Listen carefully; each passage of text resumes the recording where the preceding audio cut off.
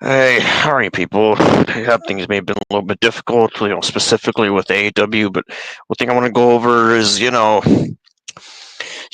AEW's Collision and NXT's Deadline and stuff. I mean, a friend told me about NXT happening on Saturday, and I got a little bit confused at first because you know how NXT usually starts off on Tuesdays, and then I was told to happen on Saturday. At first, I thought he was joking and stuff, but it turns out that it did happen.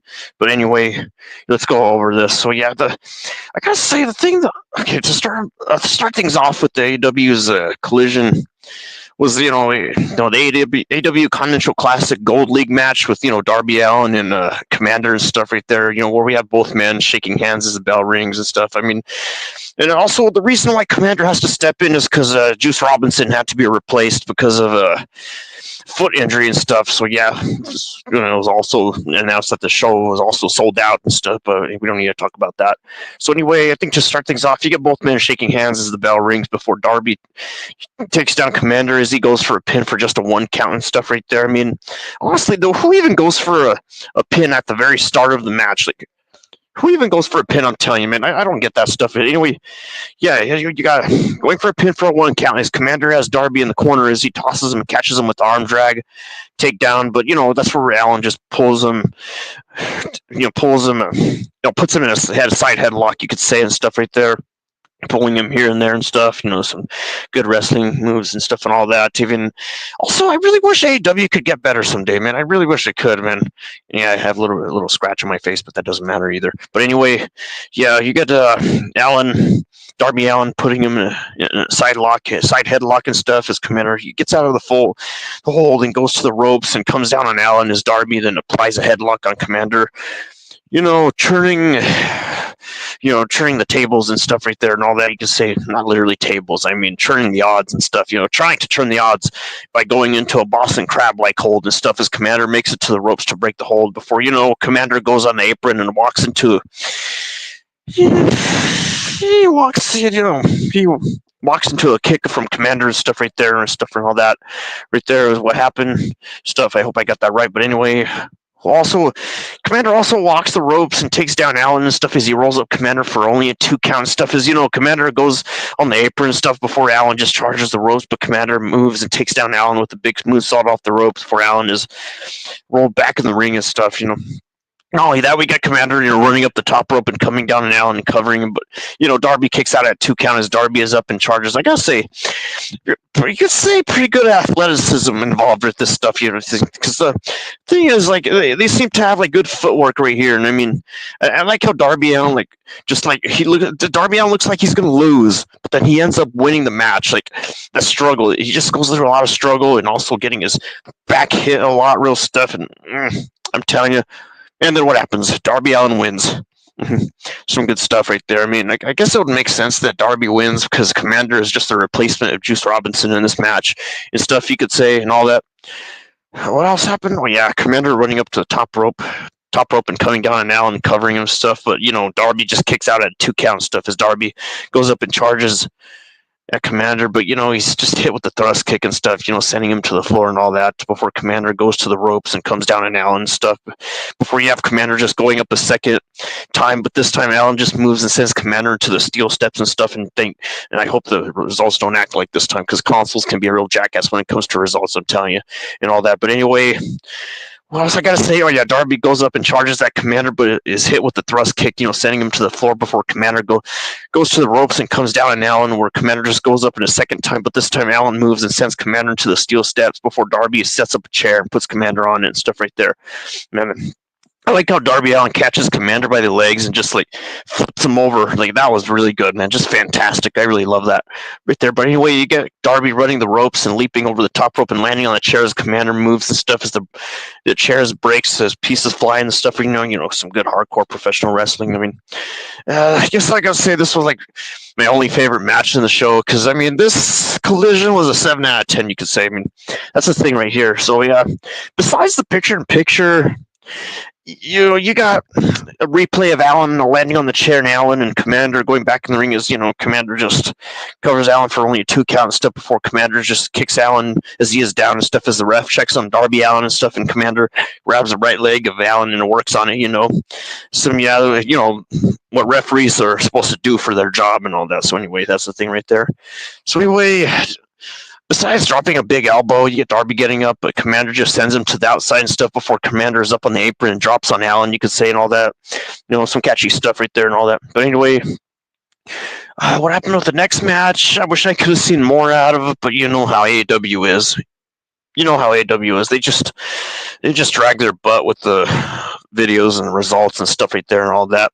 Yeah, the page is not responding my effing butt. Work anyway. I'm telling you, man. That's what I gotta say about some consoles when they're when they're trying to load up web page results and stuff and all that. I'm telling you, it's just really annoying and all that. But anyway, yeah, like I said, man, the referee does his job and stuff right there and all that. Well, after the picture happened with stuff where you get one of the wrestlers dropping a big elbow as Darby gets up and puts Commander, in that situation where, Commander has to send him to the outside and stuff before Commander is up on the apron, drops on Allen and stuff right there and all that, because I'm telling you, man, some consoles can be a real drag and stuff, but other than that, back from the PIP, picture-in-picture, that's what you could call it PIP, for example, anyway. But anyway, you get Darby grabbing Commander, sending him to the guardrail and stuff right there. Ooh, that part of the match, that's where it gets interesting right there, and I'm telling you. I thought that was pretty good. But anyway, you get Commander then kicking Allen and rolling him back in the ring and stuff as Commander covers Allen and stuff, but he kicks out at a 2 count stuff before Commander runs as Darby as both men collide and stuff. Where both men are down as the ref begins the 10 count stuff, and, both men are up and stuff and all that. Right there, and it does get really annoying when you're trying to look up what happened in a wrestling match and a bunch of pop-ups coming out of the way with the PS4 being a jackass and all that stuff and all that. But I'm telling you, man, web page is not responding my effing butt. I said, I'm telling you, man, that's the thing is that's how annoying things get. I'm telling you. But other than that, you get Allen coming down and connecting with a big coffin drop right there and stuff. I'm pretty sure which was inspired by the Undertaker stuff right there, because the Undertaker had that kind of wrestling move names, you could say, anyway. But other than that, you get Darby sending Commander to the floor before Darby just rolls Commander back in the ring and covers him and stuff. But Commander kicks out at a 2 count before Commander's on the apron and stuff and all that stuff. I hope my volume is up right here because, man, the other headset was just being stupid as well. But other than that, you get Commander going on the ropes and walking them and then coming down, but Allen moves and takes down Commander and rolls him up to get the win and stuff. And you have it right there. Darby Allin wins again, man. Just good stuff, man. Good action right there, man. Good job. I mean, I wonder how would happen if Commander, if Commander were to have won instead right there, due to being the replacement of Juice Robinson. I mean, they would have to work some decision making and stuff right there and all that, some changes and stuff and all that. Because that's one thing I noticed. A wrestler's win really affects the decision of the promotion. I've noticed that. I've actually noticed that right there. Yeah, because that really affects the decisions they make and stuff and all that, man. And I really wish Samoa Joe could come back. I really hope he gets out of his injury soon. That's the thing right there, I'm telling you. Because let me tell you, one of my more favorite wrestlers have been out for a while. And CM Punk is not even in here anymore. What gives, man? What gives? I'm telling you. But anyway, yeah, you got Edge, who goes by Adam Copeland, and Samoa Joe. They're still going through injury and all that stuff right there. And I'm telling you, I really want them to come back real soon, right? At least by next year, stuff. Because if they don't, then something unusual is going on. That's the thing and all that. But anyway, I don't get why results bring up commercial breaks. That's stupid, man. Commercial break. But anyway. So anyway, we get a rundown from the Wrestle Dynasty International Women's Cup, where the first up is the music of Willow Nightingale. She comes out to a great ovation with the music for Serena Deeb being up next as she makes her way out with her, dojo flag, you could say right there. Oh, I gotta say, okay, Willow Nightingale did a good job with this one. Willow Nightingale did a job because the thing with Willow Nightingale, she needs to stop being a pushover, because I've noticed that earlier, or at an earlier point, her losses are really getting to her and stuff right there. That's the thing and all that. So yeah, I really feel that Willow Nightingale really needs to win more often, like because I don't know, after like what happened because her losses and stuff. I noticed, kind of like I said, in some kind of way being a pushover and stuff. Anyway, the Wrestle Dynasty International Women's Cup qualifier is Willow Nightingale versus Serena Deeb and stuff and all that. I'm telling you, man, this one I'm really glad Willow Nightingale win and stuff right there. Good job. Because anyway, honestly, Serena Deeb I don't hear as often from.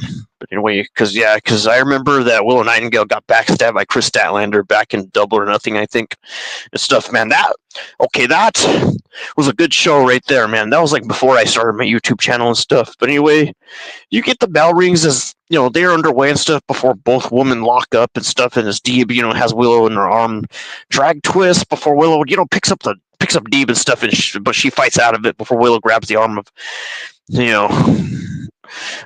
of Serena Deeb and stuff and all that, and twist it before Deeb fights out of it and sends Willow to the ropes and stuff before Willow sends Deeb down and rolls her up for only a 2 count. Before Willow rolls up Deeb again and stuff, but she kicks out at a 2 count and stuff and all that before Willow leaps up and really comes down, but that's where just Serena Deeb manages to move out of the way and all that stuff right there. Honestly, dude, this match felt real short. Oh, this match fell a little bit short, man. Or it's either short, or I'm just not paying attention to the timing because you know how AEW is. It's not precise with how long a match is because they only show us like 3 minutes of the match. 3 minutes, that stuff, kind of stuff, really big I have to see in their YouTube channel and stuff. No wonder why TNA has more subscribers than they do. Good gosh, I'm telling you. But anyway, we got Willow Nightingale delivering a fisherman suplex. Willow has Deeb in the corner as Deeb fights out of it, but then Deeb then sends Willow to the floor as we go picture in picture and stuff right there, which happens very often in AEW and stuff right there. And also AEW is like the only promotion that uses EVPs and stuff. I mean, you don't see other promotions using EVPs, so why does AEW have to do that? I mean, who's the first person that came up with the idea of EVPs? Because I don't know, it looked like to me that's starting to backfire because those EVPs, man, I don't like where they're going at. I mean, you could say those EVPs, they're the reason why CM Punk is not in AEW anymore. That's the reason why. Come on, man. Come on. What? Why? Because let me tell you, CM Punk is a draw. He really is. That's the thing right there. But anyway, you get Serena Deeb taunting the fans as Willow rolls up back in the ring as, just Deeb just nails her in the face and stuff before Willow goes in the corner, as Deeb just kicks her in the midsection before Deeb colors Willow and stuff, but she kicks out.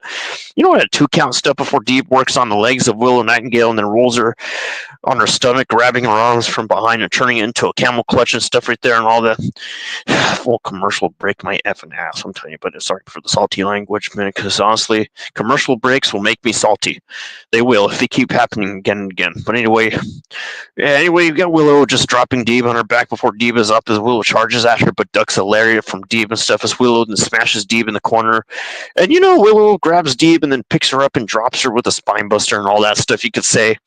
Before Willow just covers Deeb, but then she kicks out at a 2 count and then Deeb just chops Willow and stuff right there. I mean, I'm telling you, man, I was going for Willow Nightingale because let me tell you, Willow Nightingale really needs to step it up. She really does. It just looks like to me, based off of what I seen at an earlier point. Yeah, that's the thing right there. But other than that, we got Willow grabbing Deeb and then picking her up and then dropping her with the spine buster before Willow covers, Serena Deeb and stuff. But that she kicks out at a 2 count and then, just chops Willow Nightingale in the process before Deeb just tries to send Willow down with a lariat. But that's where Willow just won't go down right there and stuff as Deeb runs the ropes and then finally takes down Willow Nightingale and stuff and all that and stuff.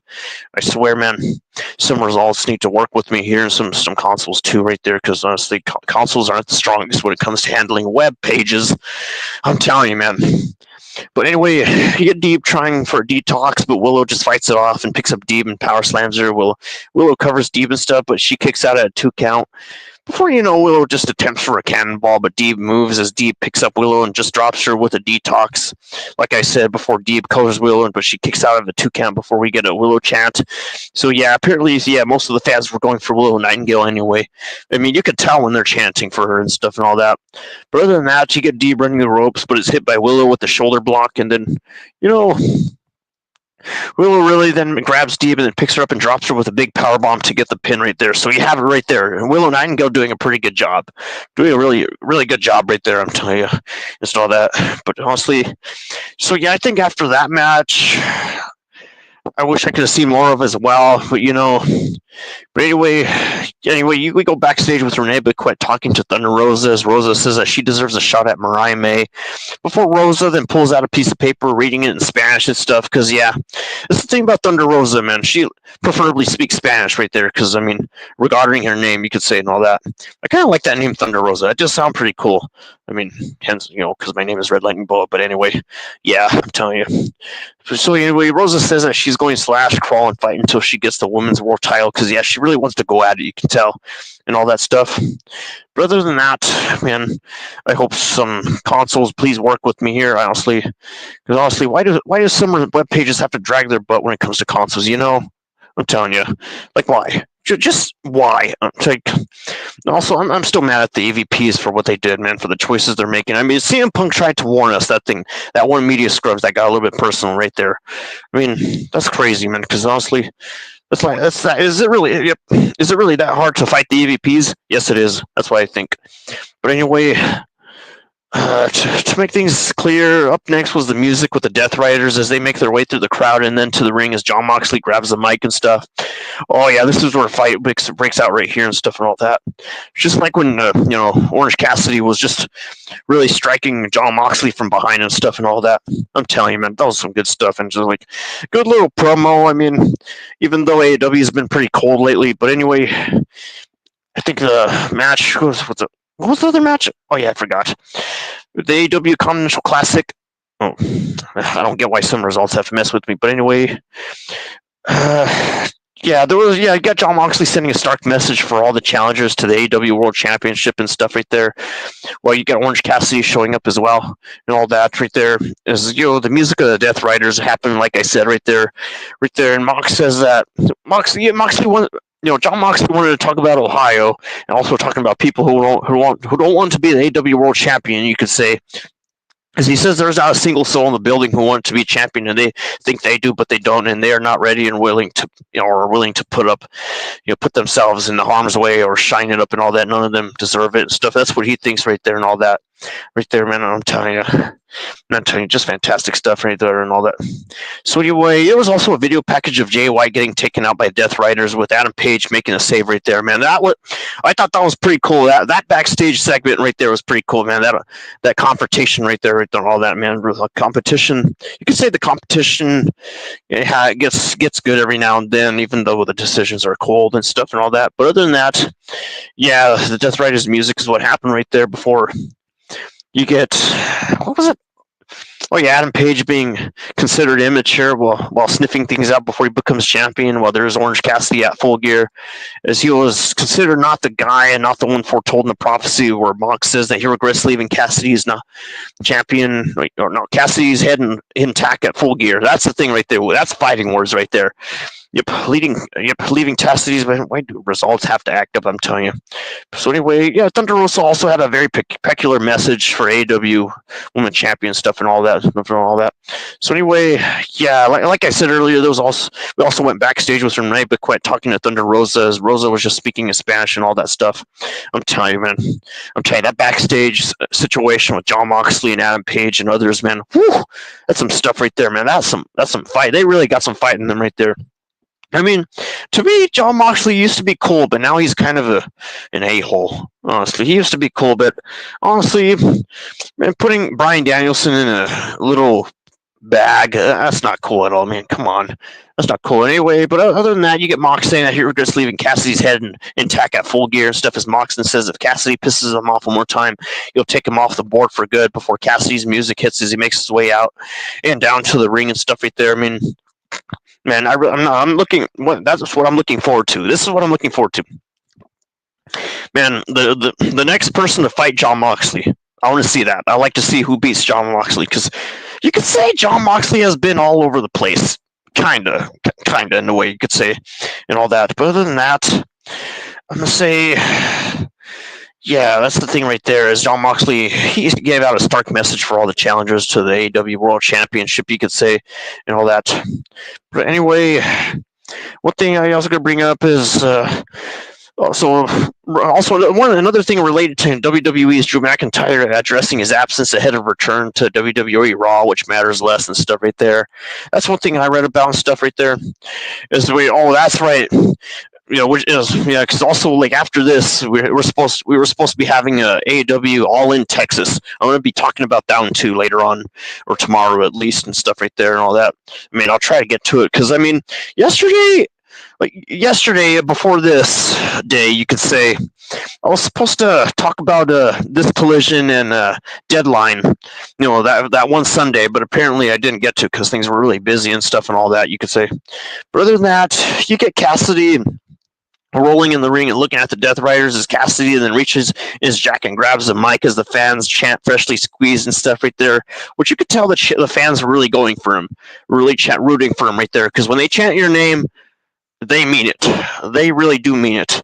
Unless they're holding a sign that's not very nice or something, which those signs they hold sometimes they can be pretty funny or not. I don't like saying Jon Moxley sucks. That would be funny if they had a sign saying that and stuff. Right? But anyway, you get Cassidy saying that he can live without being the AEW World Champion, but he won't stop until Mox is no longer the champion. Stuff as Cassidy says, the only way he will stop is if they kill him and stuff right there. Because the thing about Jon Moxley, he was like champion like a bunch of times already. Come on, someone has to beat him eventually. Someone has to top him. Because good gosh, man.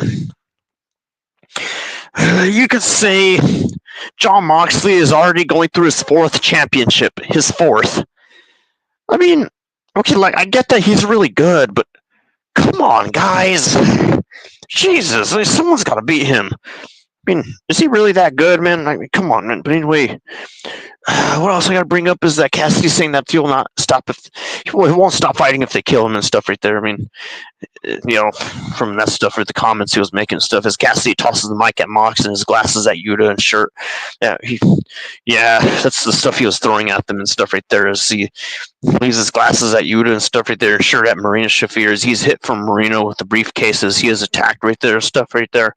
And honestly, dude, I don't think I've ever seen Marina Shafir wrestle. I don't think I ever have. That's the thing right there.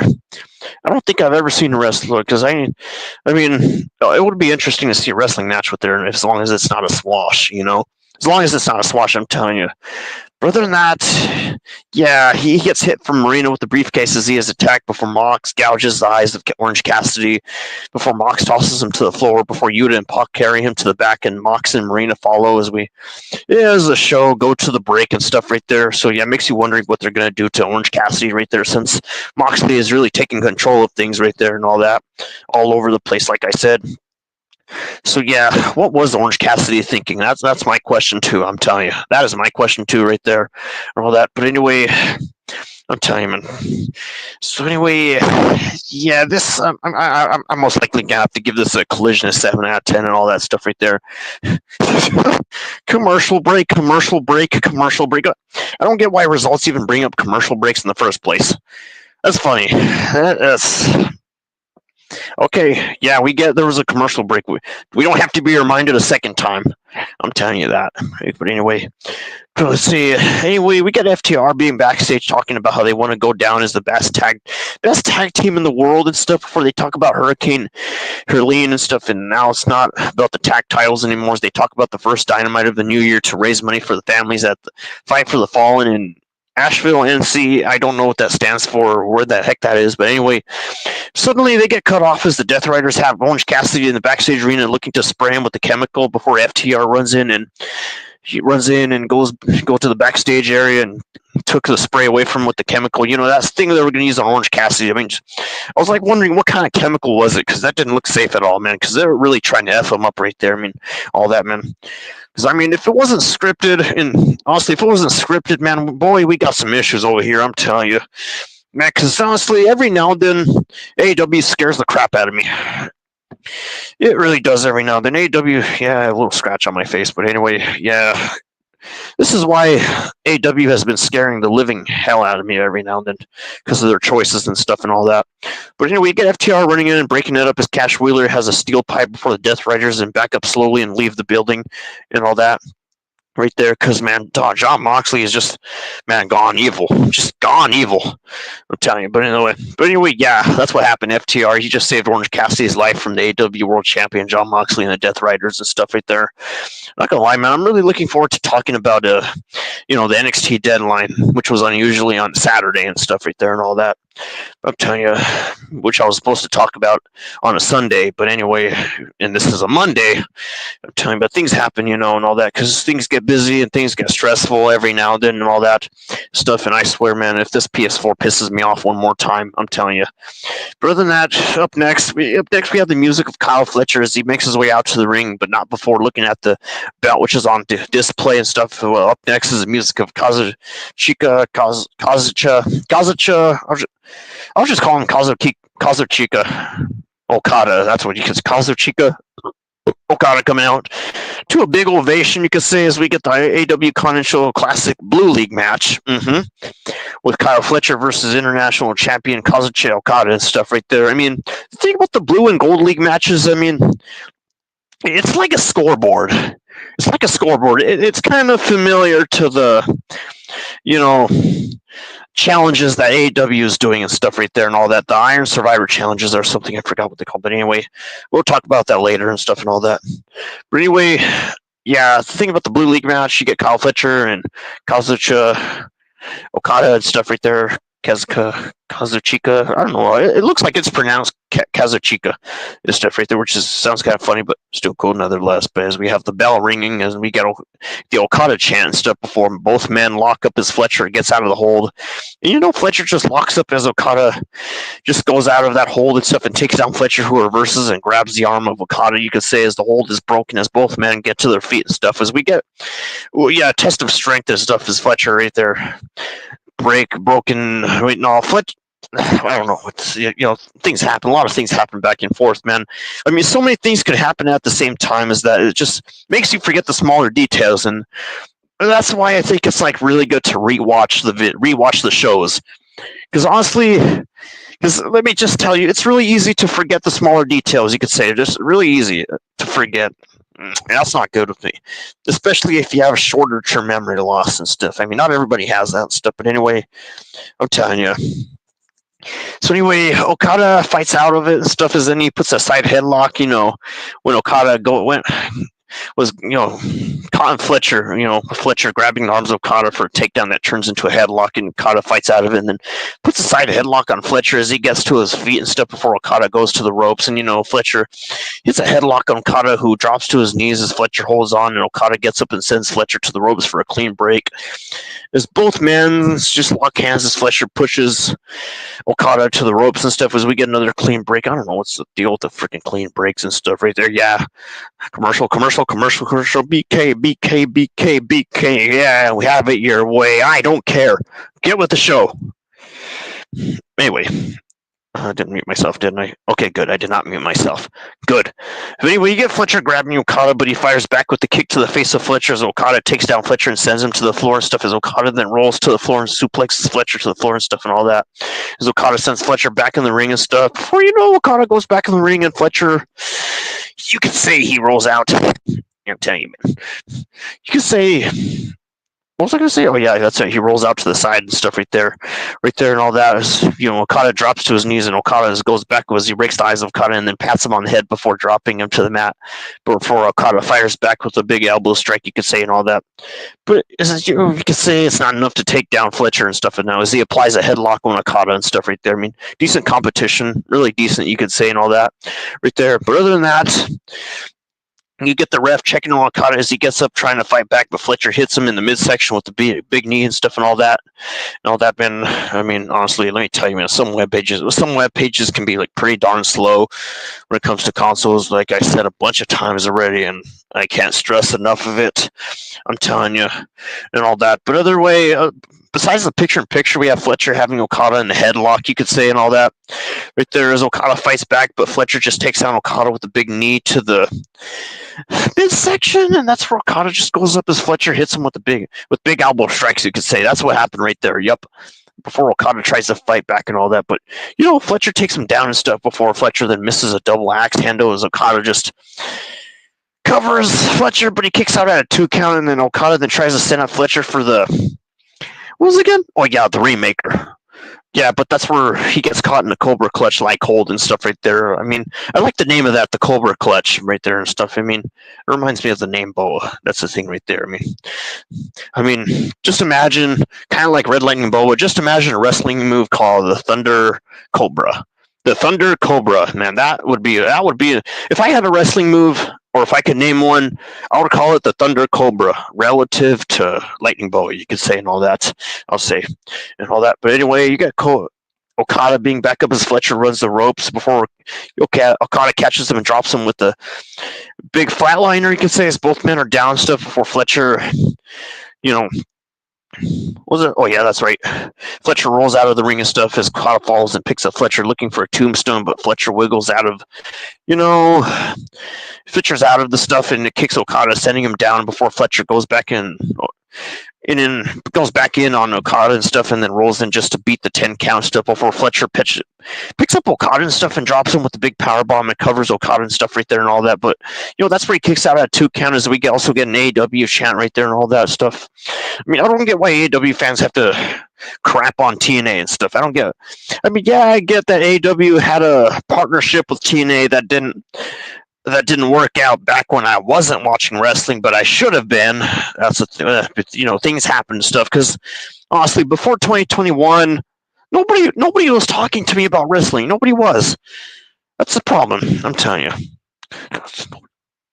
But other than that, you get Okada picking him up and stuff, all that stuff right there, picking up with Fletcher and stuff and dropping him as Fletcher rolls out of the ring and stuff, and Okada just follows up and picks up Fletcher and stuff, looking for a tombstone stuff right there, but Fletcher wiggles out and kicks Okada, sending him down and stuff before Fletcher goes back in and Okada, and they're right there and all that. Just like I said, not only that, you get Okada being in the corner as Fletcher grabs Okada, I think, yeah, that's what happened right there, but he sends him down with the Rainmaker Lariat before Okada goes for...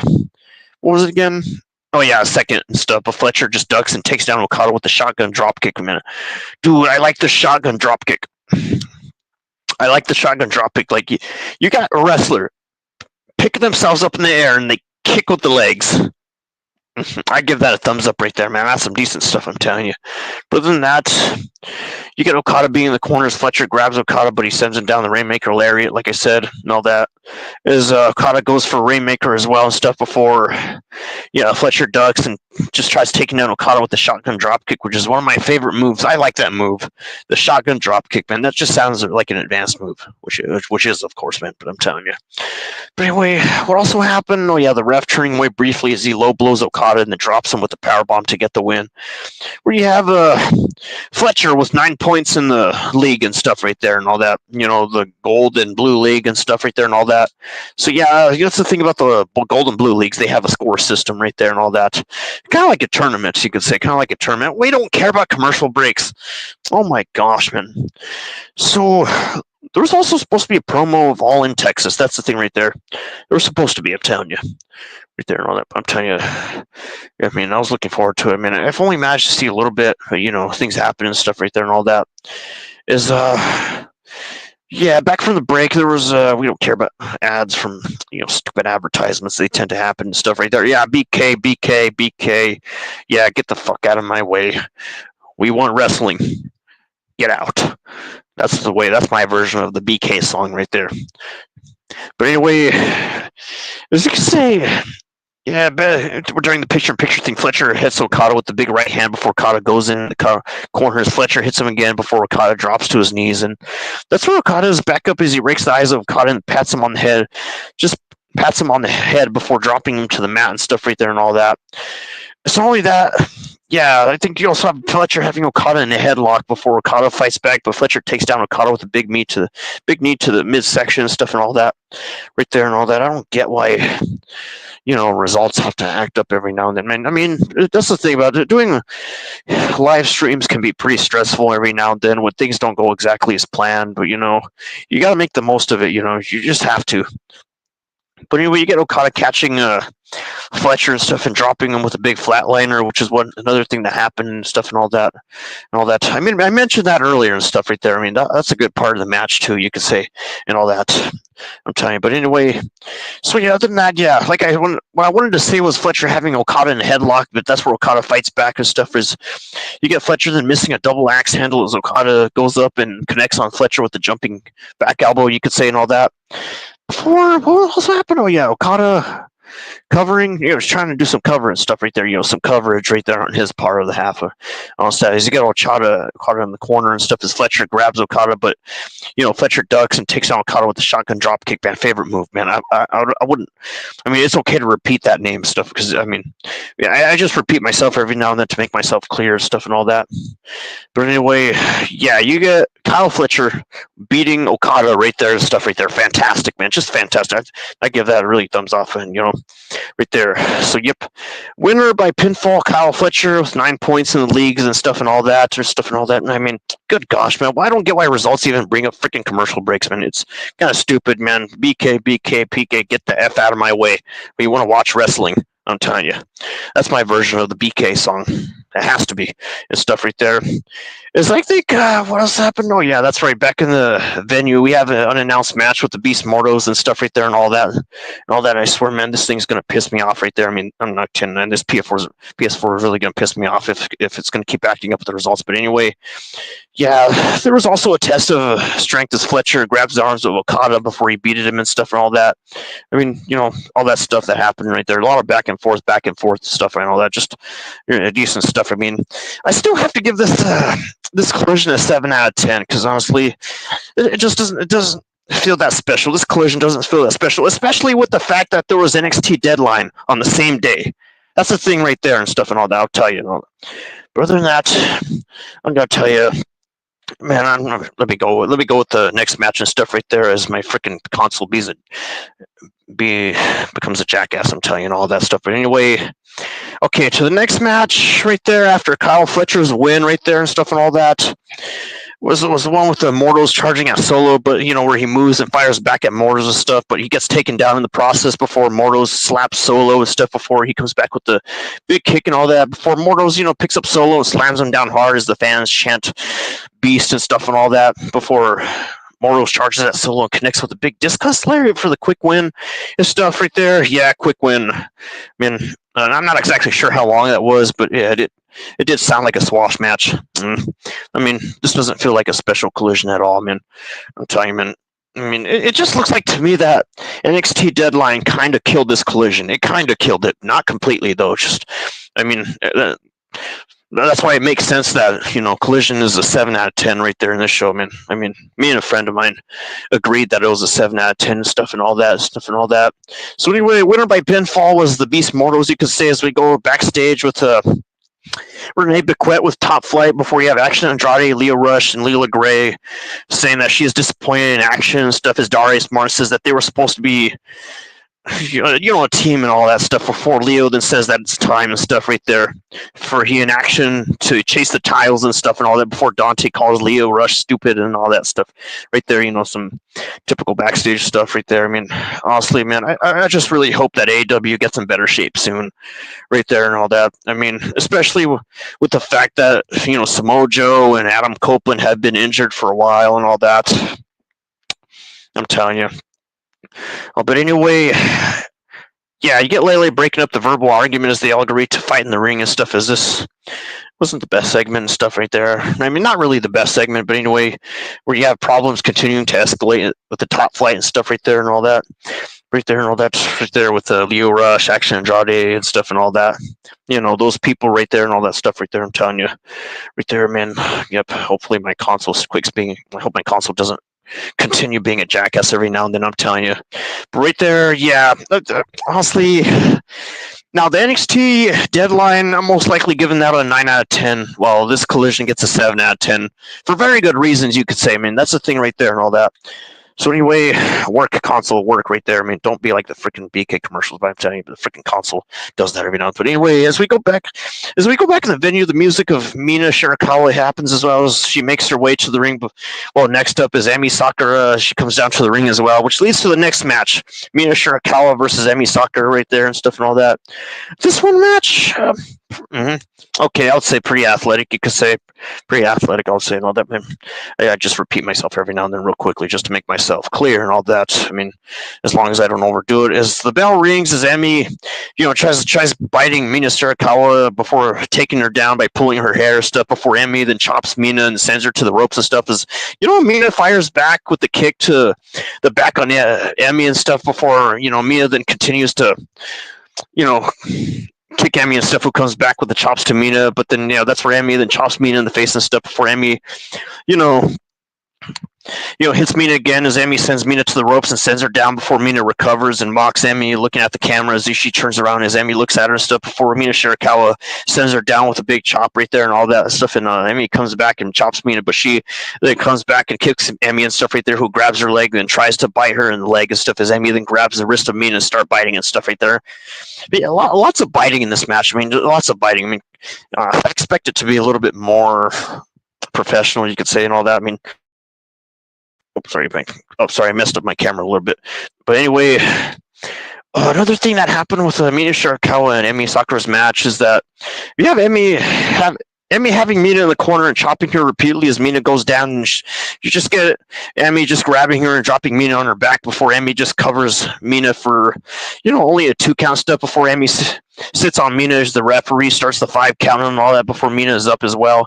But that's where that doesn't seem to have any effect at all. You could say just no effect at all before Emi just chops Mina and then kicks her in the face and stuff right there and all that. Man, we don't give a flying F about full commercial breaks. We don't give a flying F about that. My gosh. But anyway, my goodness, man. Well, why do results have to bring up commercial breaks? I'm telling you. But anyway, you get Mina sending Emi to the corner, but Emi fights back before Mina comes off the ropes with the springboard and Emi and covers Emi for only a 2 count step before Thunder Rosa is shown sitting on the front row and all that stuff and all that. Yeah, because I know Thunder Rosa appeared earlier in the show and all that. Before you have Mina just picking up Emi and dropping her and stuff before, Emi just goes up and grabs Mina and stuff, sending her down with the spinning neck breaker. Yeah, that's what happened right there and all that. As Emi picks up Mina, just holds her and then drops her into a backbreaker before Emi covers Mina. You could say, where she kicks out at a 2 count and stuff before Mina Shirakawa just fires back, but Emi just comes back with a big drop and a lariat stuff before Mina just recovers and takes down Emi with a disco lariat followed by a slinging blade, with Mina covering Emi for only a 2 count right there and stuff right there. I mean, I found this a little bit decent. This one more decent than the other match, I say, the other women's match. I mean, stuff right there and all that. I mean, don't get me wrong, I'm really glad that Willow Nightingale won, honestly, but I feel this match had a little bit more discipline to it, you could say. I mean, not to be rude or anything, but other than that, you have Emi having Mina in the corner and chopping her repeatedly and stuff right there and all that. And besides that, other than that, I'm going to say, you get Emi trying to cover Mina, but that's where she kicks out at 2 count stop before Mina fires back and stuff right there and all that. I think from there, Emi tries to use the referee to block Mina, but she uses the referee as leverage to take down Emi and stuff right there. Emi Sakura before Mina Shirakawa then hits the second sling blade and covers Emi for the win right there and stuff. I mean, honestly, I wasn't really expecting Mina Shirakawa to win this match, you could say. I really wasn't, but still good nonetheless right there and all that. I mean, I wish I could have seen how long this was, to be honest, but you know how AEW is with their freaking YouTube channel. They only show us a little bit of the fights and stuff and all that right there. So other than that, we got a video package narrated by Renee Paquette highlighting Mina Shirakawa's now former friendship with Mariah May leading up to their title match at Dynamite Winter, which is supposed to happen as well and all that after this show and all that stuff right there and all stuff right there. So yeah, you could say there was some sort of look at the friendship and rivalry between Mina Shirakawa and AEW's women's champion Mariah May and stuff right there and all that. The one that drove away Tony Storms and all that. Because I really doubt that Tony Storms is going to come back. I really do. Because I don't know. After what happened to Tony Storms, man, that's a pretty hard loss. That's a pretty hard loss, man. I don't freaking get why results even repeatedly bring commercial breaks. I'm telling you. But other than that, some parts of the show were good, but the rest, I don't know, something felt lacking and stuff and all that. And other than that, we got Renee Paquette being backstage with an interview from, last night with Mark Briscoe and Daniel Garcia. She talks with them about the Continental Classic and stuff and all that stuff. Before Mark talks about having no points and stuff, sucking at Continental Classics and saying there's no hard feelings as he has to take down Garcia, who then says he'll give Mark everything he's got and stuff and all that. As you get the catchphrase "Reach for the Sky Boys" with Mark Briscoe's music hitting and stuff, as Corbin Brenson is shown in the front row and stuff, with next up being the music of Daniel Garcia as the TNT champion makes his way out. Before you could say Daddy Magic being on commentary for this match and stuff right there and all that, where we have the AEW Continental. Yep, the Continental Classic Blue League match with Daniel Garcia and Mark Briscoe and stuff right there. I mean, this one I like. This one was one of my more favorite matches, I'm telling you, man. One of my more favorites, man, because I really like Mark Briscoe. He's a real funny guy and stuff right there. And yeah, his decisions, I'll say, is more on the better side. I like his decisions, though, and stuff. I mean, Mark Briscoe doesn't suck at all, man. He's pretty awesome. That's the thing right there. And I mean, come on. I mean, it's got to be really hard to hate on Mark Briscoe and stuff. It really has to be hard on that, because I mean, only an a-hole would do that, I'm telling you. So anyway, okay, the thing about this match, right? The Continental Blue Classic League match and stuff right there and all that, where we have the bell ringing as we are underway and stuff right there and all that. I'm telling you, work, man. Why do my results have to tend to act up every now and then? I'm telling you and all that. But other than that, what else up? No, I hate when my page not responding my effing button. I'm telling you, man. Like I said earlier, man, handling live streams can be pretty stressful. I'm telling you and all that. But other than that, yeah. Emi Sharakawa defeated Emi Sakura in that one match right there, and Kyle Fletcher beat Okada and stuff and all that. Really decent stuff right there. I mean, not the best show, and I'll tell you and all that. But let me tell you one thing. The match with Mark Briscoe and Daniel Garcia, I like that one because I just love how Mark Briscoe was just swinging his legs all around. He was just swinging his legs and arms like crazy and stuff right there. You're like, yeah, just going, yeah, just straight up chopping, you could say, and all that. But besides Kyle Fletcher's 9 points and stuff right there, which I heard bring up, I'm telling you, man, things were good right there with Mark Briscoe and Daniel Garcia's match, man. That match, fantastic, just fantastic right there and all that, right there. I'm telling you. So, Mina Sharakawa and Emi Sakura. Yeah, Mina Sharakawa beat that one. I was expecting Emi to beat that one, but still good match nevertheless, and all that stuff right there and all that, right there. And I forgot what the main event was and all that stuff. I'm telling you, right there and all that, because I'm telling you, man, web pages can be real stupid with consoles, man. I swear, man, because I'm gonna have to buy myself an iPad. That would be nice, an iPad right there. I'm gonna have to get myself one of those and stuff and all that stuff. I'm telling you, right there and all that. So. Yeah, that's where you have, winner by pinfall, Mina Sharakawa. That's what happened right there and stuff and all that right there. So anyway, after this collision, I'm going to have to talk about the NXT Deadline stuff right there, which I'm really looking forward to and stuff right there, even though that means I'm going to have to spend more time with my freaking console being a jackass, you could say, and all that right there. A big whoop-de-doo right there and all that stuff right there. I'm going to tell you, probably going to have to do quick results after this, man, if this thing gets continuously stressful, I'm telling you, and all that. But another way, we have to do it. Just got to make the best of it, man. I mean, handling live streams can be pretty difficult, but we still got to make the best of it and stuff right there. As we get Garcia sending Briscoe to the corner, but he comes back with a big punch off the ropes and stuff before Briscoe, then double chops Garcia in the neck area and stuff before, Briscoe sets up Garcia on the top rope and slaps him stuff as both men are up on the second rope, you could say. Before we have Garcia just pushing Briscoe off, but then he comes back before Briscoe picks, just really makes his moves and stuff right there and all that stuff right there and all that. I mean, I'm telling you, man. So other than that, you get Emi just covering Mina, which happened right there and all that stuff right there and all that. But, I mean, I'm telling you, man, I mean, people can really mess up results and all that stuff right there and all that. So, yeah, I'm telling you, man, results can be a real pain in the ass, man, when it comes to the wrong sources and all that stuff right there and all. I'm telling you. Stuff and all that. I mean, I'm gonna have to get real close to ending the video real soon right there, because I mean, things do tend to get continuously difficult, you could say right there. But like I said earlier, I'm giving this collision a 7 out of 10, and the NXT's a Deadline a 9 out of 10 stuff and all that. But other than that, yeah, I'll say you get Garcia rolling into the ring to break the 10 count as things happen right there and stuff and all that, where Garcia reverses his move and stuff and all that before you have the ref rolling to the floor to check on Mark and stuff as Garcia sends him into the guardrail and then picks him up and rolls him into the ring before, Garcia then stands on the head of Briscoe as he is in the corner before the ref begins the 5 count before Mark is up and makes a pin attempt. But that's where Garcia counters it right there and stuff and all that, is he has Briscoe in the leg lock before Mark fights out of his stuff, slapping Garcia as both men are up, and then Mark just chops Daniel and stuff right there, stuff right there before Briscoe just, picks up Garcia and suplexes him. With Briscoe, picking up Garcia and then having him shoved into the corner and stuff and all that. I'm telling you, man, this match, probably my most favorite one, man. The thing with Daniel Garcia and Mark Briscoe, just fantastic, man. Good stuff right there, I'm telling you. All that, just really good.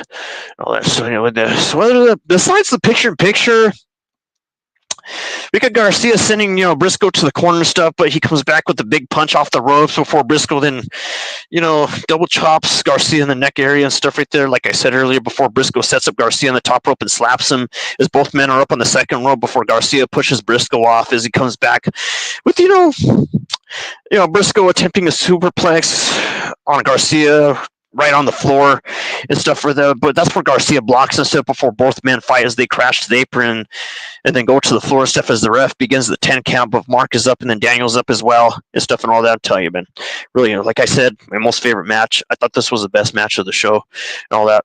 But other than that, you get Mark nailing Garcia and then telling Garcia to hit him and stuff right there before you get both men going back in the ring as Briscoe just drops Garcia with the big lariat before Mark covers Daniel, but he kicks out at the 2 count stuff before Garcia, goes in the corner as Briscoe connects with the lariat and then drops Garcia with the Fisherman's Buster and stuff before Mark has Daniel in a headlock and stuff. And not only that, Mark then hits Garcia with the Death Valley driver and stuff right there.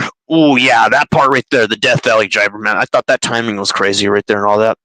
But other than that, you get Mark sending Garcia with the redneck kung fu off the top before Mark, connects with the froggy bow for the top on Garcia and covers him with the 2 count right there and stuff. Well, Garcia kicks out right there. I mean, that's what happens when a 2 count happens. I mean, wrestlers kick out and stuff and all that. But other than that, you get Garcia bleeding from the mouth as Garcia just grabs Briscoe, who holds on the rope before Briscoe then, picks up Garcia and drops him with the Death Valley driver to get the win and stuff right there.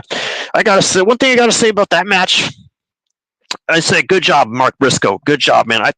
That was a good match, man. I thought that was good competition, man. Like I said, in my opinion, that was the best match. That had to be the best match of the show. Mark Briscoe and Daniel Garcia, man, that was really well done, man. I thought that was fantastic, man, because to me, Mark Briscoe does not disappoint at all. He does not. So, yeah, I think right there you get Mark Briscoe getting 3 points for the leagues right there, and I hope he gets more right there. I mean, come on, Mark Briscoe really needs more points than just 3 right there, because, I mean, you got one dude who has 9 points right there and all that. So after that match, you get both men showing great sportsmanship as Garcia leaves the ring, as Briscoe celebrates and stuff as the show goes off the air and all that. I'm telling you. So, yeah, that's what happened right there. That's what pretty much concluded the entire show right there, with Mark Briscoe's match being the main event and all that stuff. You could say right there, I mean, honestly, I mean, if this show was a little bit slightly better, you could say I would give it an 8 out of 10. I mean, you could say it's close to getting an 8 out of 10, just very close to getting an 8 out of 10, but I'm still going to have to give this a 7 out of 10 anyway and stuff and all that. Because anyway, the match with Willow Nightingale and Mark Briscoe, I gotta say, I thought those two I give more attention to, you could say, and all that. I give more credit to. I mean, because honestly, in my opinion, I feel that both Mark Briscoe and Willow Nightingale, they deserve their win. They deserve to win, especially with all the BS going around and all the tough decisions that AEW is making and stuff right there and all that. I mean, I really hope AEW gets in better shape. I really do and stuff right there. So, yeah, this Collision, giving it a 7 out of 10. That's the thing right there and all that. So, yeah, since I give it a 7 out of 10 right there, that's pretty much all I have to say about NXT, AEW's Collision, not freaking NXT, man. I get a little mixed up every now and then, especially when there's a lot of things going on at the same time, you could say, and all that and stuff right there. I mean, a little piece of advice. I mean, even when things get really difficult in a live stream, you just have to keep the commentary going. You have to keep the talk going and stuff. You don't want to choke in a live stream. You do not want to choke at all, man. That just makes the live stream look bad. You just got to keep the talk going and keep the commentary going and stuff right there. You know, as you keep the results going as well. I mean, while fighting a console, if it continues to be a jackass, you could say, and all that. But other than that, this Deadline, I'll give more points in this one. I mean, honestly, I wish this collision could have been just as good as a Deadline, but sadly it's not and stuff and all that. So, yep. So, yeah, like I said earlier, I'm most likely giving this NXT Deadline a 9 out of 10 and stuff right there and all that. So, anyway, yeah, the December 7th NXT Deadline, which was on a Saturday. Same day as that collision, of course, and stuff and all that. Right there and all that. So, yeah. And also, I've heard that AEW is going to be removing Rampage. They're not having Rampage anymore and stuff. Right? That's the word right there and all that. So anyway, now the thing about the results for NXT Deadline December 7, that was better than this collision, obviously. I mean, real obviously. I mean, even the haters should agree with that and stuff right there and all that. Because I know a lot of WWE fans are just freaking haters of AEW and stuff and all that. I'm telling you. Stuff right there and all that. So, yep. And yeah, sometimes you just got to fight your console. I mean, if you're using a console for web page results, you just got to keep fighting it. Just got to keep on fighting it, you know? Right there. Just, yeah, web page is not responding my effing butt, man. Yeah, whatever. I'm telling you. But anyway, like I said, you got to keep fighting and you got to keep the commentaries going. Even if things don't go exactly as planned, you could say. Now, that's the thing right there. Because, I mean, you know, things can be really stressful and all that stuff right there. Just really stressful, you could say. So, okay. So where was I again? Oh, yeah, the NXT Deadline show, December 7th, right there, stuff right there. And I'll repeat myself again, just got to fight the console and stuff right there because it wants to be a jackass right there. And I'll keep fighting it if I have to, you know, just keep fighting it, keep the commentary going. You just got to keep the talk going, you know, because you don't want the live stream to look bad and all that stuff and all that. You know, just fight. Just keep on fighting it. Who cares if it's quick results or what? As long as you go through it, you're good. You're good, you know. Even if it's quick results, you have to go through. Because like I said, good gosh, man, I'm going to get myself an iPad in the future. I'm definitely getting myself an iPad just so things won't be as difficult, you know. I'm telling you, man, just so things won't be as difficult. That's the thing right there and all that. Because like I said, the Switch can be a pain in the ass. The PS4 can be a pain in the ass. What doesn't? The PS5? I mean, I hope it doesn't, I'm telling you. That's the thing right there and all that. So anyway, as I try to get back with the results, I'll tell you. So anyway, what the thing with this, to start things off with NXT's Deadline is Giulia with Stephanie Vakir, Zarya, Sol Ruka, and Rin Sinclair having a battle for the future of the business, you could say, as any winner had to so-called terrify the champion Roxanne Perez and stuff right there and all that. This match pretty decent and stuff right there, I would say, and all that. Giulia versus Stephanie Vakir. I mean, Giulia managed to win this one right here and stuff right there and all that. As we have Wesley, Ethan Page, Javon Evans, Nathan Fraser, all going after the ultimate opportunities. They did not know their fifth opponent, you know, due to an injury suffered by Eddie Thorpe on that one Tuesday and stuff. Is, you know, Trick Williams, you could say, would watch that match closely. You could say, as they had to, you know, contest with the dangerous challenger Reg Hall and stuff, with Trick overcoming Hall and while nursing injuries, I guess, from that one Tuesday and stuff and all that. As Fraser had to pull off a double victory at Deadline and stuff, also defending the NXT Tag Team Championships with Axiom against the No Quarter Catch Crews, Miles Bourne and Tavian Heights and stuff. And I gotta say, I'm not kidding, man. I thought it was pretty funny just watching Axiom sit on that couch with only his mask. Because, I mean, I thought that was just funny right there. That was a funny part of a Deadline and stuff. You just got the guy with the mask, Axiom, just sitting on that couch right there it was just regular clothes, and he still had that thing on his head, and he still was masked. That's just funny. I thought that was just funny right there, man. That was hilarious. But other than that, Not to forget that hilarious situation with Ethan Page getting stuck in that glass cage with one of his opponents while he just begs to get out. Man, that's some funny acting right there, man. That was some humor and stuff right there. I mean, I like how this Deadline had some sense of humor to it and all that right there. As we also have Jada Parker and Lola Vice hoping to settle their score in NXT Underground right there with with some people asking if Vice could remain unstoppable in this format, as the stage was set up for a show that would set the standard for NXT going into 2025. You could say that right there and all that stuff right there and all that. As we have the Iron Survivor Challenge, Javon Evans versus Wesley, Fraser, Page, and Oba Femi and stuff. I mean, Femi match to win this one, I can tell you. Real decent match, I was saying right there. Just fantastic. Right there, man, all around, man. All that, I mean, I can see why, freaking Deadline sort of killed Collision and all that stuff. But other than that, you have Javon Evans and Wesley opening the Iron Survivor as Nathan Fraser and All Ego Ethan Page followed in that order, as the final man was Oba Femi, who changed the complexion of the match and stuff right there, with all five men, picking up one fall, then trying to take out Femi as Evans and Page stole extra falls, but Femi finished it with a double choke slam on Fraser, with Lee trying to pick up 3 total falls, and with the win happening and stuff right there, which was a pretty good ending and stuff, where Oba Femi, you could call it, you could say Oba Femi is the Iron Survivor and stuff right there and all that. I thought that was a really good job with Oba Femi did right there. I don't know why I'm calling it Oba Femi. I'm just kidding. Right there, just really good. Oba Femi did fantastic, really good stuff and all that. I mean, all that. I'm telling you, man, AEW needs to take some freaking notes from TNA and stuff in MLW. Not WWE though. They don't need to do that. So yeah, once Eddie Thorpe was taken out of this match, you get Oba Femi's return and eventual win becoming a clear reality, and it played out perfectly as his arrival changed the match. You could say. I think selling that he was the biggest threat, this forced everyone to rally, to stop the ruler stuff, but it was all for nothing and stuff, as Trick Williams' title retention became a foregone conclusion on this result. But I guess you could say that was for the best and stuff right there. I mean, sort of for the best and all that right there, I'm telling you. So here we have Trick Williams' title retention becoming a foregone conclusion on this result, but it's for the best, you could say, before Trick goes with Femi is the true top face before top heel rivalry. True top face versus top heel rivalry that NXT needs, as everyone looked good in this match before, but Lee absolutely lost momentum by then, as he went in the favor and left with only one fall to his name and no real highlight spots and stuff right there. Right there we have Femi winning that match right there and stuff and all that. And so I guess a notable moment from that is on the countdown just minutes before Deadline, Sarah Schreiber announced that Ava had found a replacement for the injured Thorpe and stuff right there, kind of like what happened to Juice Robinson. Kind of like what happened right there, I'm telling you, and all that.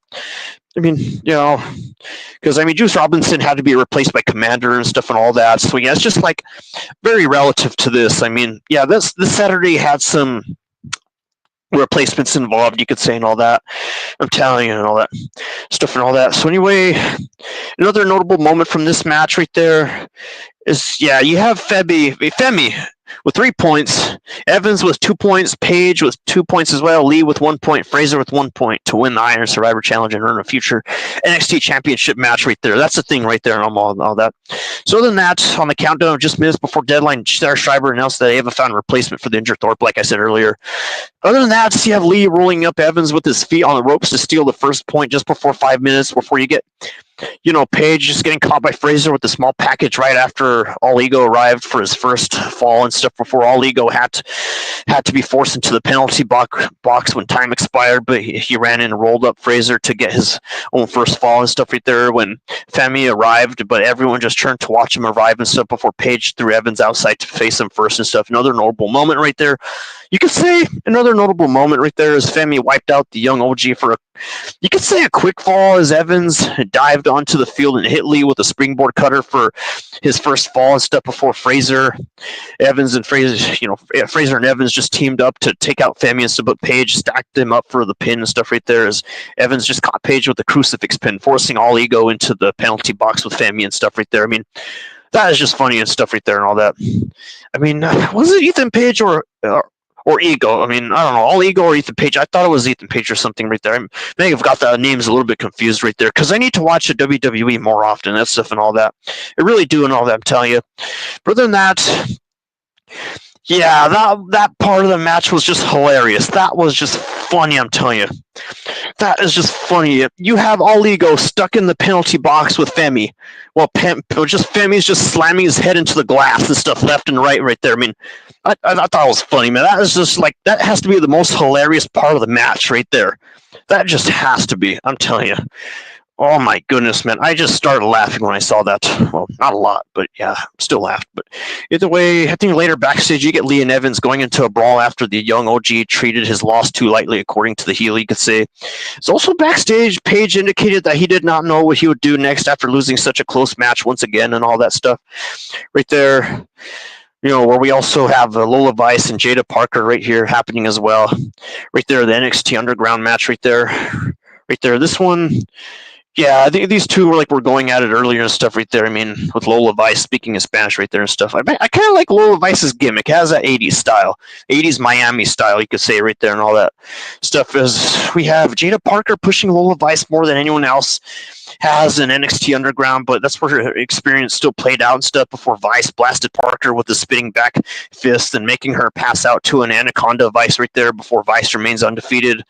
In the NXT Underground match and stuff, solidifying this as her match over anyone else in WWE, as the match felt a little bit long despite going only 11 minutes and stuff right there. I mean, hey, 11 minutes is good. I would not complain about 11 minutes at all. I mean, still good nevertheless. I mean, at least it's not a swash and stuff right there. I mean, also, I like the fact that several of these matches in the show are like 25 minutes and stuff because they had a scoring system and they have a clock that keeps track of how long the matches were going. I like that right there. That was pretty good what WWE did right there. That was fantastic right there. They had the scoring system and they had a timer that keeps track of how long the match is going. That was awesome right there. That was fantastic. I give that a good thumbs up. Man, they need to do that more often right there because their freaking YouTube channel doesn't show the rest of the entire match and stuff right there. They only show a little bit of the matches on their YouTube channel. So the way they did that countdown right there, that 25-minute countdown, fantastic, man. I really appreciated that, man. That gave me a good clarification, you could say, man. I really appreciated that. That was a good little choice that WWE made right there. I mean, freaking AEW needs to do that as well, that little clock thing right there.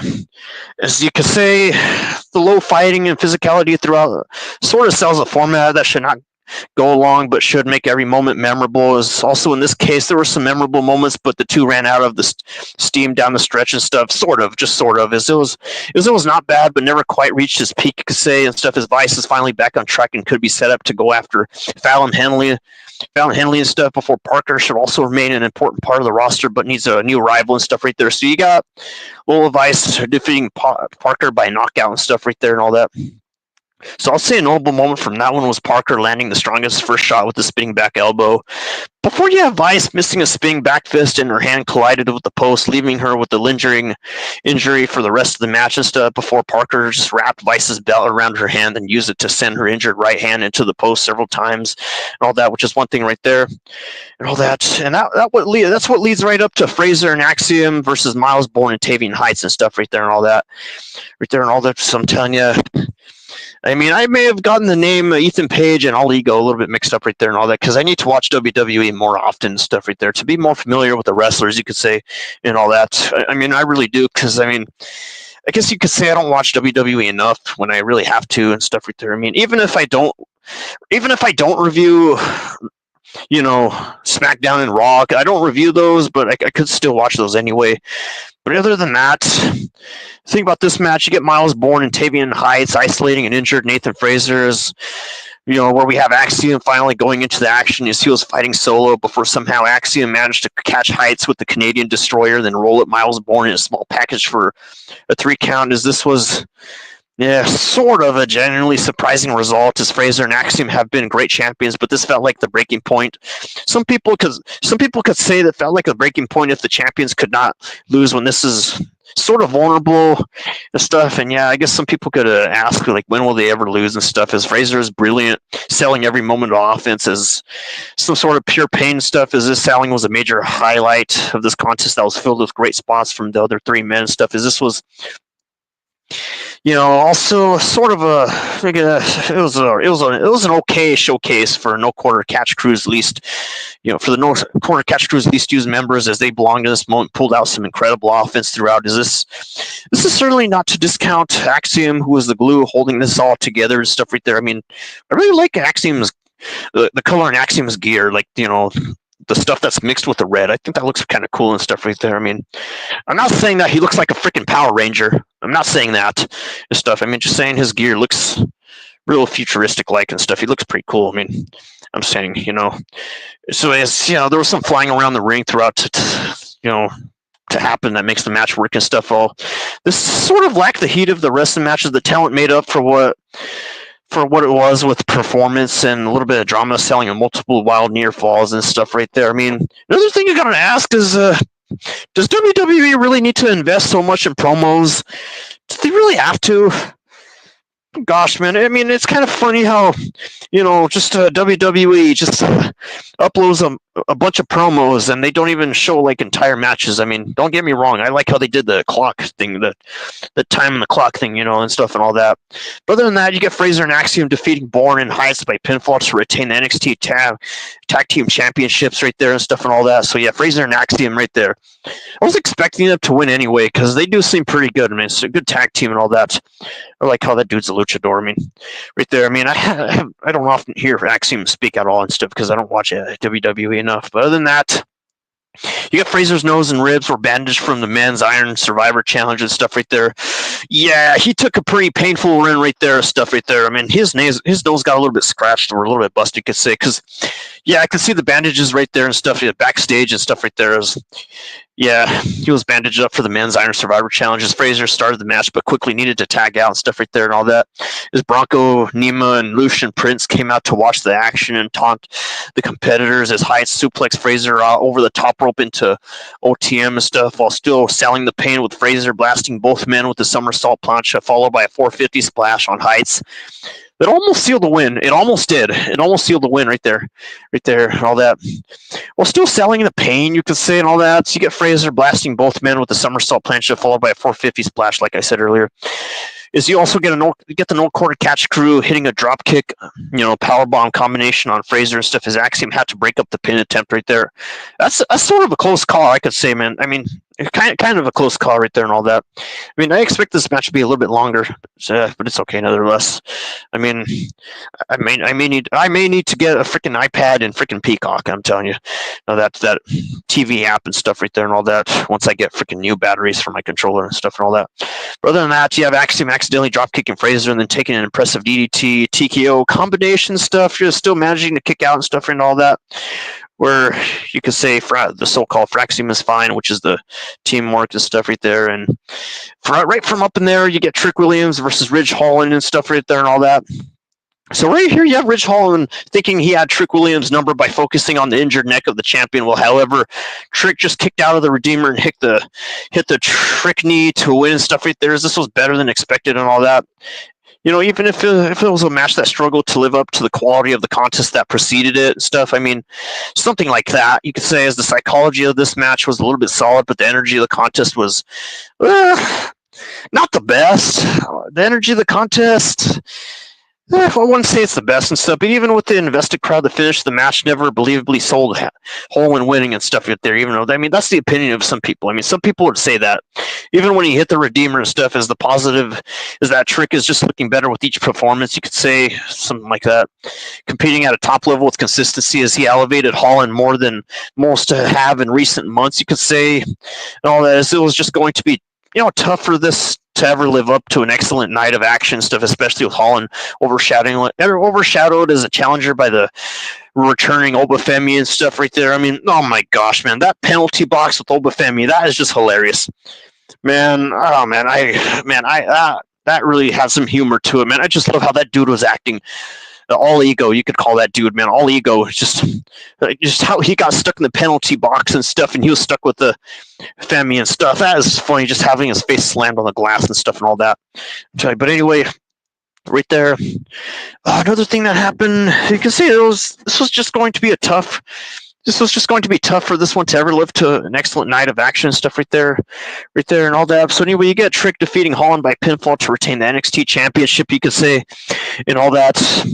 Is you get Trick coming out with black tape on his neck as Holland taunted him about the injury even before the match started. You get Holland teasing the release during a suplex on the outside to Trick that broke Big E's neck and stuff right there as Holland threatened to hit the Redeemer on the announce table again, but Trick just sent him to the floor with a back body dropper and all that stuff before. Another notable moment was that Holland ducked Trick and stuff, and the champion got his neck trapped on the ropes. Oh, that was a little bit creepy right there, man.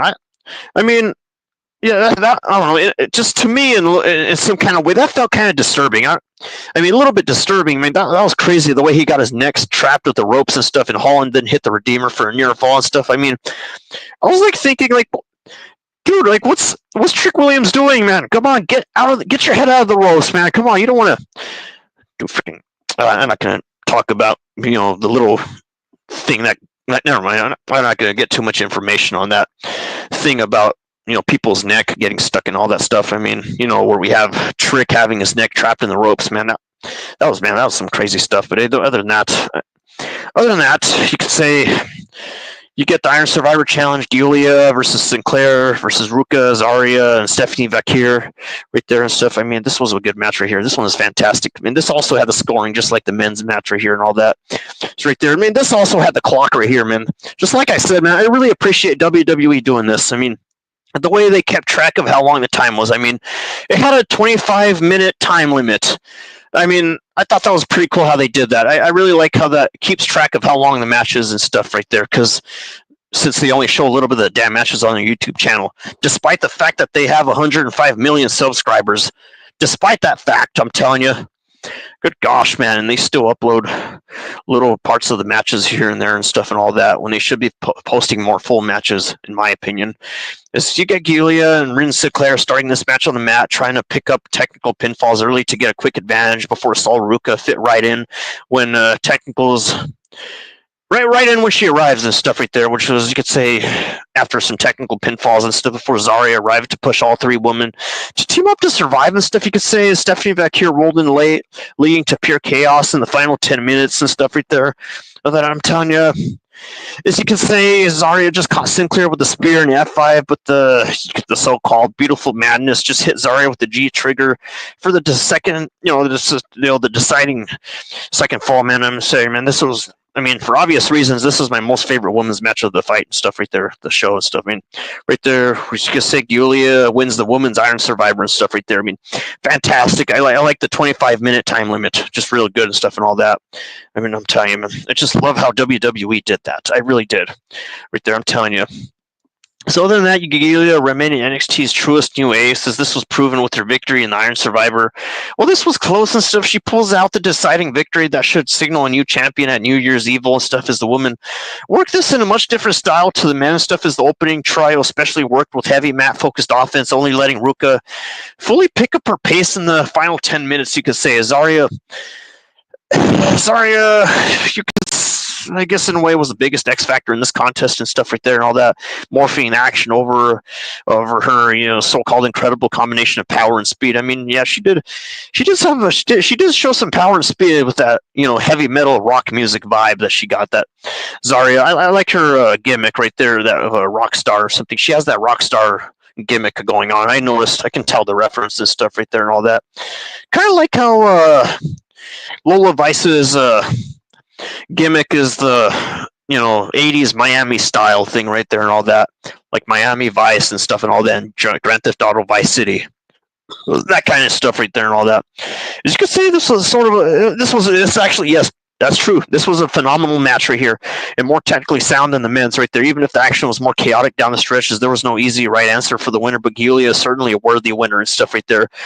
We have Giulia with 2 points, Vakir with 1 point, Zarya with 1 point, Ruka with 1 point, Sinclair with 1 point to win the Iron Survivor Challenge and earn a future NXT Women's Championship match right there. So yeah, Giulia managed to win 2 points right there and all that.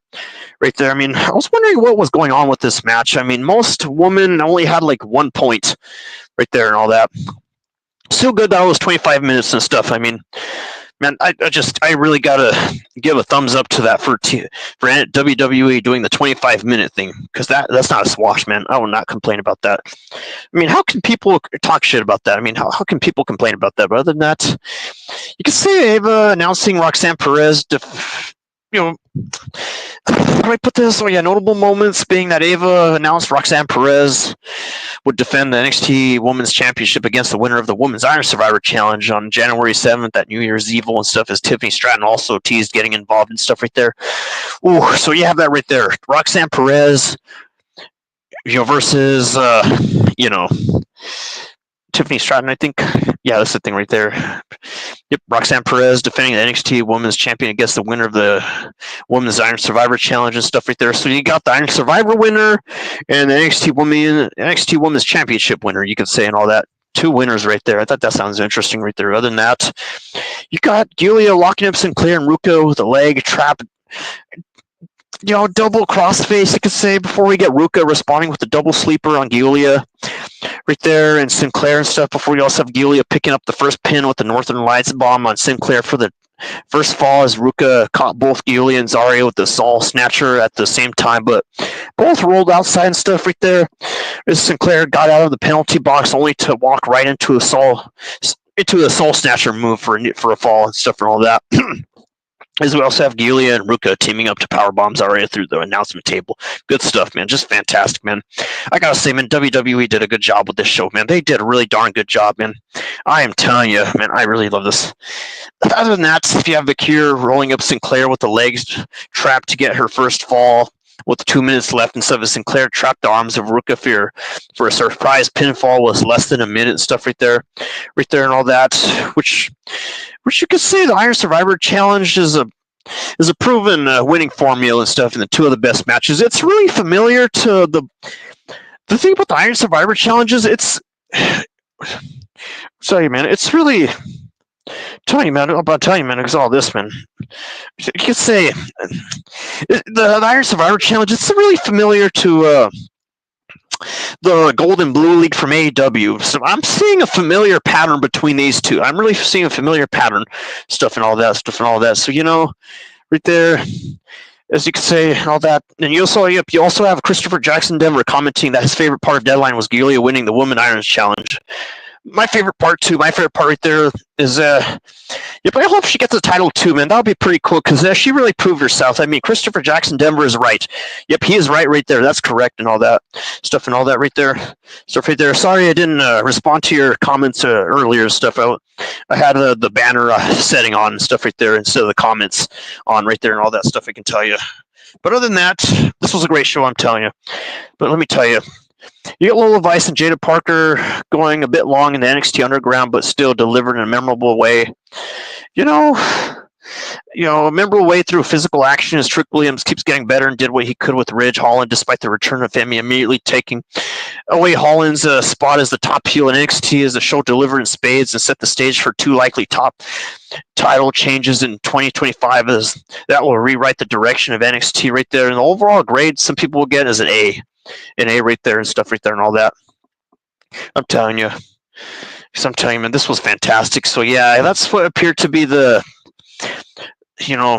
main event of the show right there and all that stuff right there. So, yep. So yeah, that's the thing right there about the women's match. That appeared to be the main event right there with the women's Survivor Challenge right there and all that stuff. Yep, the NXT Women's Championship match right there and all that. The Iron Survivor Challenge for the women, fantastic. I love it. They did a good job. I gotta give a WWE a thumbs up right there. Also, Christopher Jackson Denver too, right there and all that stuff right there. So yeah, yep, that's all the stuff that happened for NXT Deadline, you could say, and all that stuff. So yeah, let me tell you, this is Red Lightning Bowl 97, about to give this NXT Deadline a 9 out of 10, and this Collision 7 out of 10. Yep, that's the thing right there. So yep, yeah, that's all I have to give to you people. That's all I have to give. So yep, I'm telling you. So when things don't go exactly as planned in a live stream, and things mess you up, you still got to keep the talk going. You still got to keep the commentary going. Even if things mess you up, you still got to keep talking. Don't choke. Because if you just freeze, that just makes the freaking live stream look bad and stuff right there. So anyway, yep, this is all I have to give to you people and stuff right there. This is all I have to give. So remember, this is Red Lightning Bolt 97, about to end this video right here. Remember, rock out and be there, guys. Rock out and be there. I'm going to have to end the video right here and all that. So I'm giving this a good bye-bye. Till next time for the next show.